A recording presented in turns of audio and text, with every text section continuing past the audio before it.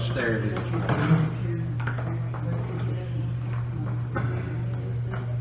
I had a great day yesterday. I want to tell you about it. I was up here Friday to see the lady that bought the house from us. She says, well, I want to invite you to something. I said, all right. She said, we're going to meet up here tomorrow at 10 and have a prayer meeting. I said, okay. Hadn't heard anything about it. She said, well, it's just me and Margaret G. So I came up here at 10 and we, for some reason, went over to the Presbyterian church and stood there and we prayed for the town of Oakland.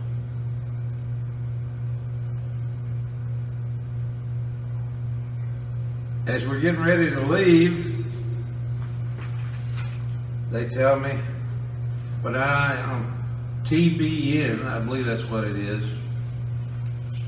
you can watch the prayer march today. I don't know about y'all, but I didn't know anything about a prayer march. I said, okay. So I went home and I found the prayer march. And I'm thinking I'm going to watch a little bit of this and then see what it's all about, going about my business. 2 hours later, I'm still watching. It's one of the best things, most uplifting things I believe I've ever seen. It took place on the White House, they call it the mall up there. They had 7 different spots. Did anybody see, besides me, happen to see it? I did, I watched it. I had to search for it. I didn't know what channel it was going to come on. But Well, I wouldn't have known either, except they told me. I found it. They had 7 different spots that they stopped and they prayed. Folks, there was 50,000 people gathered at the Lincoln Memorial to participate in this prayer march. There was black folks, white folks, young folks, old folks, tall folks, fat folks. There was all kind of folks. And they'd just be walking along and 3 or 4, 5, 6 would just stop and gather. I don't know if they knew each other or not. I don't believe most of them did. They'd stop and gather and spend some time in prayer. Franklin Graham, of course, is the one that organized it. Mike Huckabee was one of the people that was heading up the broadcast, along with Sissy Franklin, which was Sissy Graham, which is Franklin's daughter. I hope this doesn't keep on this morning. I get all my words twisted. But it was an awesome sight to behold. I'm so glad I saw it. I wish I had known more about it beforehand, because I would have liked to have shared that with folks. I don't know if they're going to have any reruns on it or not, but if they do, I encourage you to watch it. It'll bless your heart. They had all different people praying. Every time they were going to stop, they'd have 2 or 3 folks that would lead in prayer. Some of them were Martin Luther King's descendants. There was folks that were the president of colleges, down to Darryl Strawberry, who, if any of you guys in here are baseball fans, I'm sure you remember Darryl Strawberry. He had a very checkered past in the major leagues. He was an awesome talent. but he dealt with drugs, he just had a checkered past. God got a hold of him and straightened him out. So, I say all of that to say, everyone that came, almost everyone that came and prayed that yesterday would be the turning point when our nation began to turn back, and God became important in our nation once again. I pray that it was. I pray that that's a day that will be looked back upon for a long time. Those of you that did see it, if you got anything you'd like to say about it that I may have skipped over?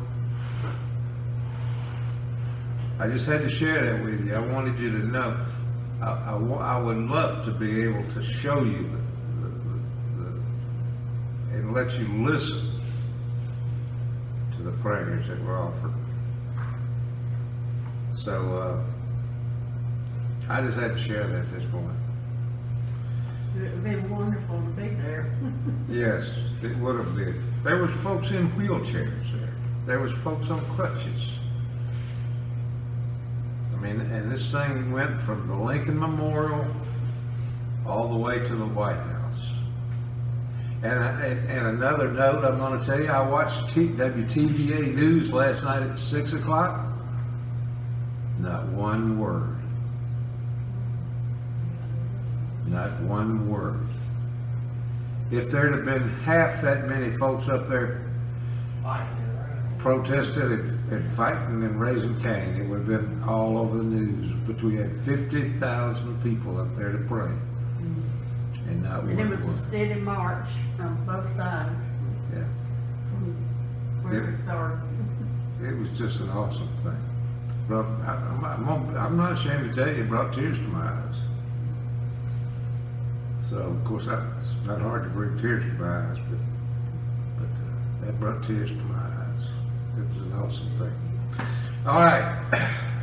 For what we're here for this morning, we're going to be looking at Isaiah again. And it fits in so well, I think, with what we've been talking about this morning. In that Isaiah is trying to warn the people to repent and turn to God or face God's judgment on their nation. Folks, I think we find ourselves in somewhat that same place this morning. If our nation doesn't turn back to the principles it was founded on. Oh, and I gotta tell you, they had some Billy Graham clips on there from way back. It was 1952, he had a march there yeah, it was just awesome. It was during just the awesome. Korean War. So we're going to be looking at this, and Isaiah is trying to warn the people that if they don't repent and turn their ways, that God's going to judge their land. And this morning we're dealing with the city of Tyre, I guess T-Y-R-E, I don't call it Tyre.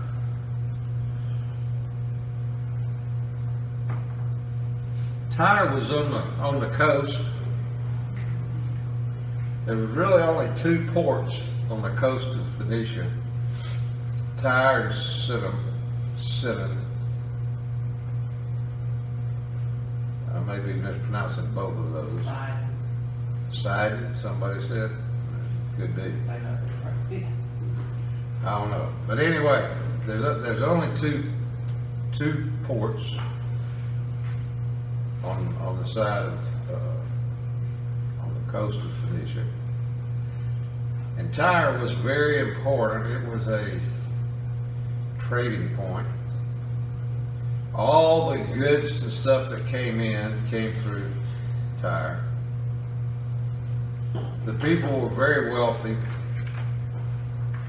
because of all the trade came through their town. And so they had gotten into some of the same things that, frankly, I think our nation's gotten into. It was all about building wealth and using that wealth as your security. And any way you could go about it, you spent your time building your wealth. And so God has been placed somewhere back behind someplace, and the people are dependent on the fact that they're wealthy, their city is powerful, they're necessary as a trading point to the rest of the country. They think that they've got it all.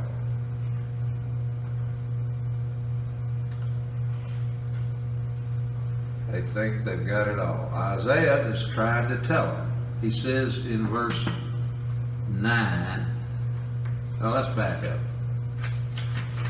Let's look in verse 8. It says, who planned this against Tyre? The bestower of crowns, whose traders are princes, whose merchants are the honored ones of the earth. Do you see what Isaiah's saying here? He says he's made these predictions against the city, and he said he's asking. He knows the answer. This is a rhetorical question. He says, "Who planned this against Tyre?" And then he goes on. He says, the bestower of crowns. That's such an important city that they can crown, they bestow crowns. Whose traders are princes. The traders are the wealthy ones. Whose traders are princes.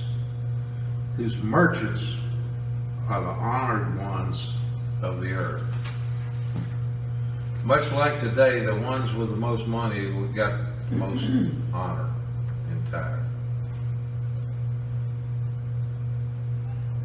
And then he goes on in verse 9 and 10, and he answers his own question. Remember he said, who planned all these things? The Lord of the armies planned it, to desecrate all its glorious beauty, to disgrace all the honored ones of the earth. Overflow your land like the Nile, daughter of Tarshish. There is no longer anything to restrain you. So he says, well, the Lord of the armies, the Lord God, has planned all this destruction against you. And he says he's going to desecrate all your glorious beauty. All the ornate things that they built. Tyre was a city that was partially on an island. They had built up. They had all these nice. I'm sure they probably had a bunch of museums and art places. But they had built up these huge walls, these thick walls around parts of the city, the part especially that was on the island. And they considered themselves to be impenetrable. But Isaiah's telling them God's fixed to wipe it all out. Now, that was hard for them to believe. Back in this period of time and around in this area, there are a lot of pagan gods being worshipped. Each little country might have their own pagan god. Now the city of Tyre was part of the group that was worshiping Baal. But there was other gods being worshipped. And all the people believed that if our God was whatever, that he was the strongest in our little area. Now, when we got out and went over here in this other area, he might be weakened just a little bit. but he was the strongest here in our little area.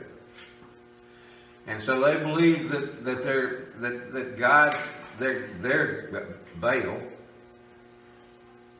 was going to protect them. These other countries believed that their gods were going to strengthen them.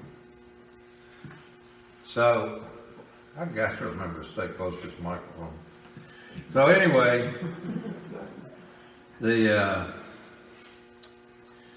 Isaiah's telling them, he says, he's going to desecrate all your glorious beauty and disgrace all the honored ones of the earth. All these people that you've built up, bestowed all these honors to, that you look up to, they're going to be brought down. Overflow your land like the Nile, daughter of Tarshish. There is no longer anything to restrain you. This is, here he's using the Nile to refer to the people. He said, when all of this starts, your people are going to be trying to get away. They're going to be trying to run out of the city. It's going to look like what it does when the Nile overflows. It was important back then that the Nile overflow because it was an arid area, very dry. And so the Nile would overflow every year and wet the ground and put fertile soil down. And it was important to the agriculture of the area. And so Isaiah is using that as a picture. He says when all of this begins, the people are going to be running out of that city, and it's going to look like it does when the Nile is overflowing. And then he says the daughter of Tarshish, which is another city that actually traded a lot with Tyre. He's saying that there is no longer anything to restrain you.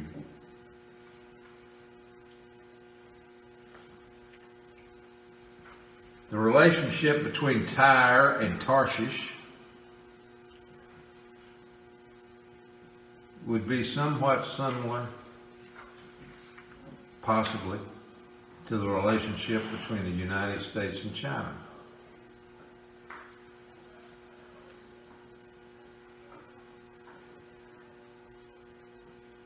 Back when Nixon was president and he first opened up the line of communication with China, the deal was that we could make them richer and they was going to love us and we was going to be best buddies.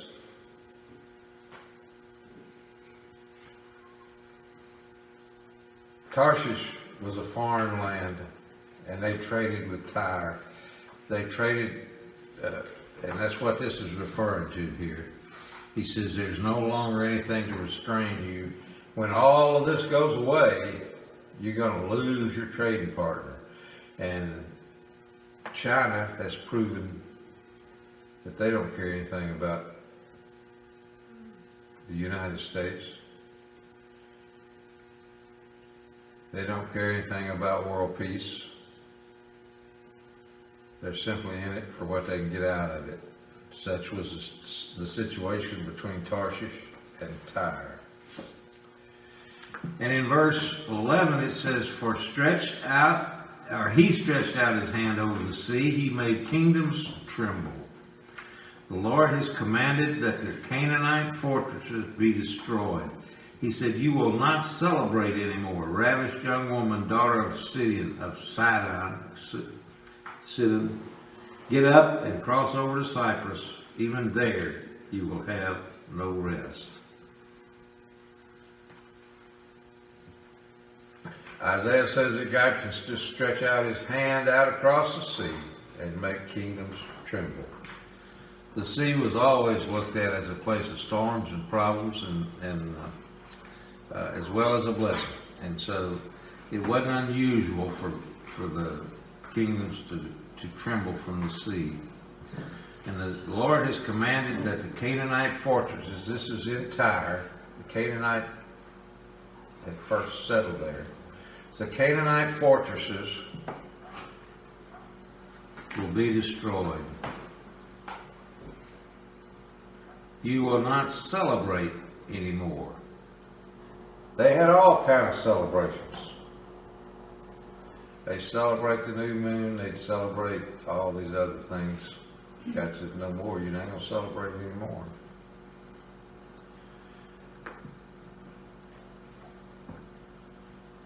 And then he compares what's going to happen to the city to a young woman. And this comparison continues throughout most of this session. He says, ravished young woman, daughter of Sidon. He's saying that Tyre was dependent upon Sidon, that Sidon and Tyre were linked together. He's comparing them to a young woman that's been ravished. That's what's going to happen to those countries when God brings his judgment. He says, get up and cross over to Cyprus. Even there, you'll find no rest. It's not going to do you any good to run. God's judgment stretches out everywhere.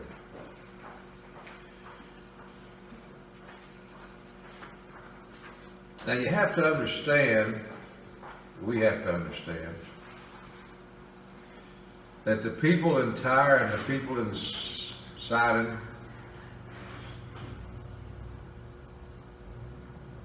thought they were above it all.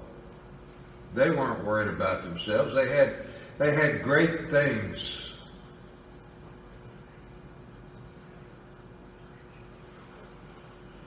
You know, part of the city was an island, like I said. You know what happened later on? 300 BC?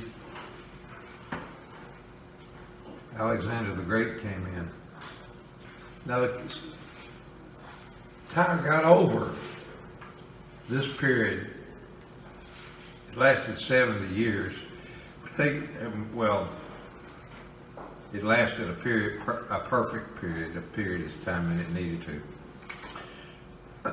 But they got over it. They rebuilt. They were active in trade again. But as soon as they got it rebuilt, they started back doing the same stuff. They started accumulating their wealth, trusting in their wealth. But in 300 BC, Alexander the Great came in, and because there was a lot of rubble laying around where the city had been conquered before, he gathered all of that up and made him a road from the mainland out to the part of the city that was on the island, and recaptured the city and laid it to complete total devastation, and it never did get over what Alexander the Great did. I thought that was kind of interesting. He used their own rocks, rubble, and bricks, whatever, and just made him a pathway out to the city that was part on an island. I assume that it appeared to me as I was preparing this that it must have been somewhat like New York. You know, Manhattan is an island in New York City, but it's right there close. It's not far away. So apparently Tyre was similar to that. And well, in verse 13, he says, look at the land. Look at the land of the Chaldeans, a people who no longer exist. Assyria destined it for desert creatures. They get up their siege towers. They set up their siege towers and stripped it of palaces. They made it a ruin. Wail, ships of Tarshish, because your fortress is destroyed. The Chaldeans had been attacked by the Assyrians, and complete and total waste had been laid of their land. And so God is basically telling them here through Isaiah, if you don't think I can do this, if you don't think I will do this, if you don't think this can happen, you just remember what happened to the Chaldeans. They had nothing left when I got through. He says that only desert creatures could live there. It was uninhabitable.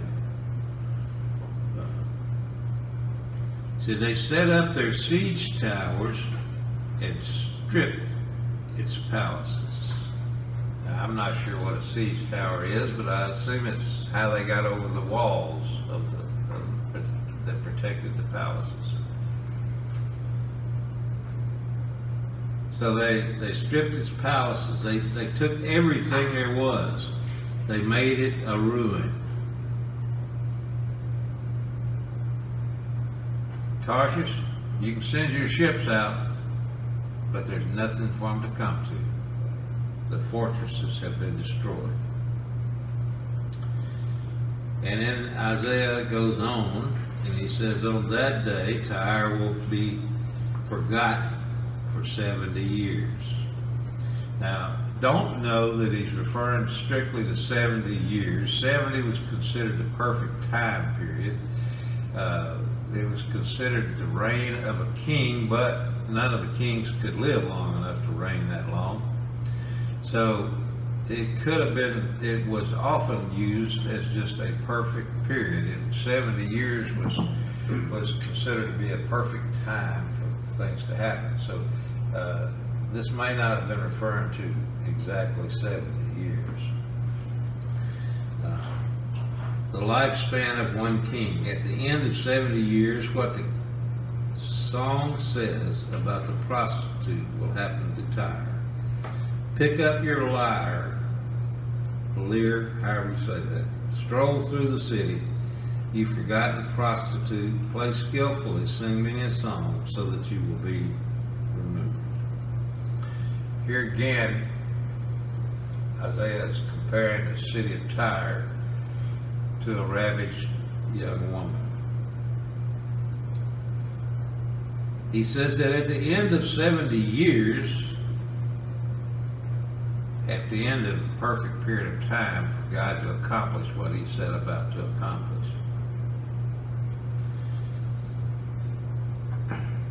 the king, what the song says about the prostitute will happen to Tyre. There's a song in the Bible,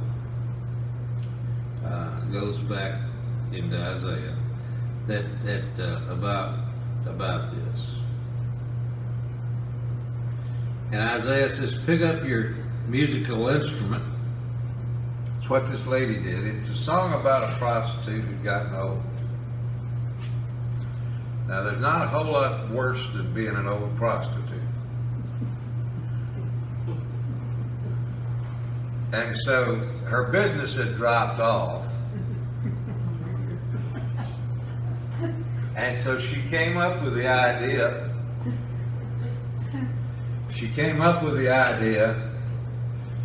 That she'd take a musical instrument and walk through the city and attract attention and try to recoup some of her income. And so that's what this was referring to. They're saying that Tyre is going to be like this woman, and she did prove to be. At the end of the period, of judgment period, that God had, he permitted them to rebuild. He permitted them to become successful again. But they went right back to being the same way they were before the judgment came to him. He says, sing many a song so that you may be remembered. Referring again to the lady that was walking through the streets with her musical instrument. So, verse 17 and 18 says, and at the end of the 70 years, the Lord will restore Tyre, and she will go back into business, prostituting herself with all the kingdoms of the world throughout the earth. but her profits and wages will be dedicated to the Lord. They will not be stored or saved, for her profit will go to those who live in the Lord's presence, to provide them with ample food and sacred clothing. We don't really know exactly what this is referring to. We know that the first part of it is what I told you. It's referring to the tower would be restored and would be successful again and become a trade center. But then it says that she's going to go back into business, prosecuting herself with all the kingdoms of the world throughout the earth. But then something else happens that we don't know exactly what happened. And it says, for her profits will not be the ones that she stores up. Her profits will be dedicated to people that work and shadow the presence of the Lord. And I don't have an explanation for that. Nothing I read had an explanation for that.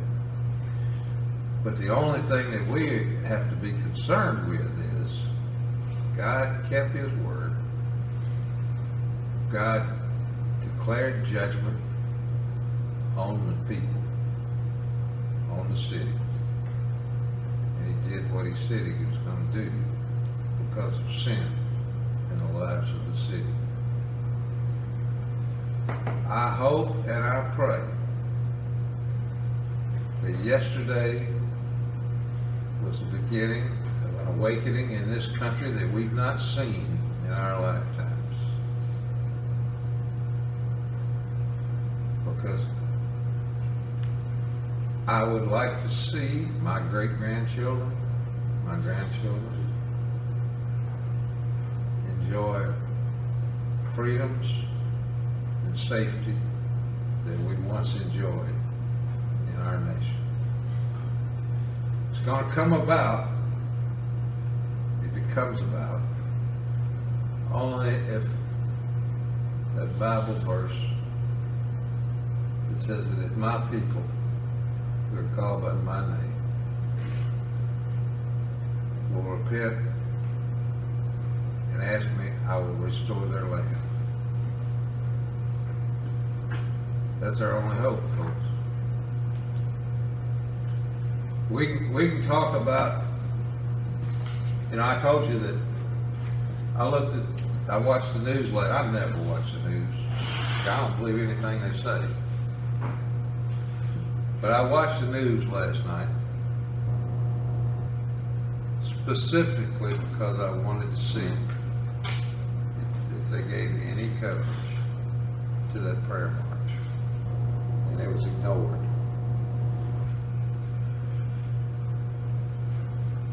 Our country has gotten away and turned away from the principles it was founded on. There's something I see on Facebook quite often, and it goes something like this. I've lived on this earth for a long time. I've never needed a singer. I've never needed an actor.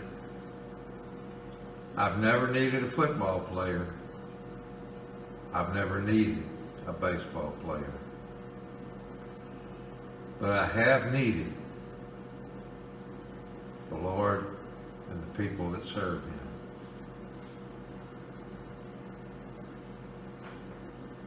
We've taken and made the most important people of the least importance.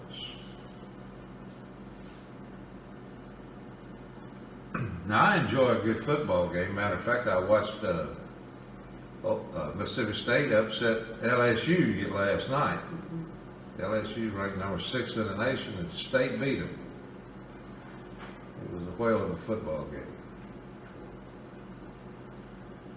But it was a game.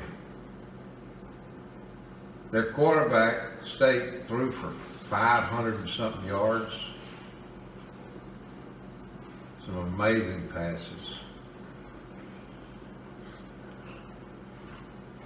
but he's just an athlete. He doesn't have the power to cleanse your soul. He doesn't have the power to do the things that the Lord can do. So we've got to turn our country back on the principles that it was founded on. And we've got to make the important people important again. Billy Graham, those cuts from Billy Graham's early career. I think what our country would have been had Billy Graham's visions been embraced. One of the people that spoke was Edward Graham. That's Franklin's son. Big old strapping fellow. Served, I forgot now how many tours. Do you remember, Miss Carol? No, sir. He served, I've forgotten how many tours, but he served a bunch of tours over in Iraq and Iran. He's been in the military most all his life. He's now working with his daddy.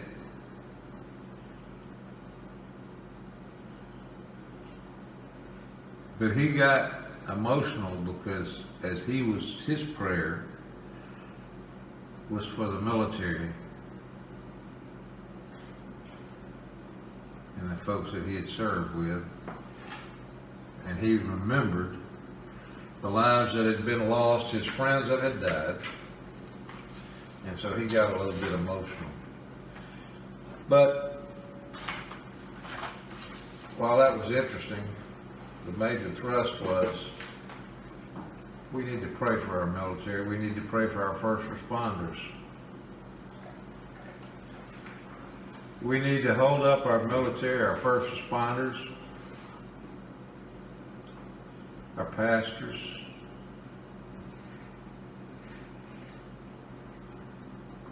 and we need to pray for them. We need to pay more attention to the people that are important and less attention to the people that we're paying more attention to now. I could care less what LeBron James thinks.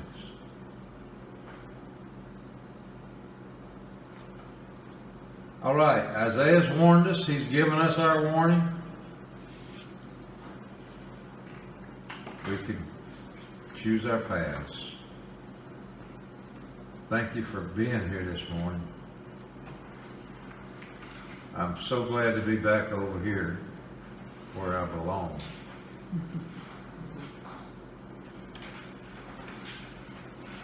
I look forward to the day that we can't have all this stuff here. Like I'm not talking about criticizing Operation Christmas Child. I want folks in those chairs.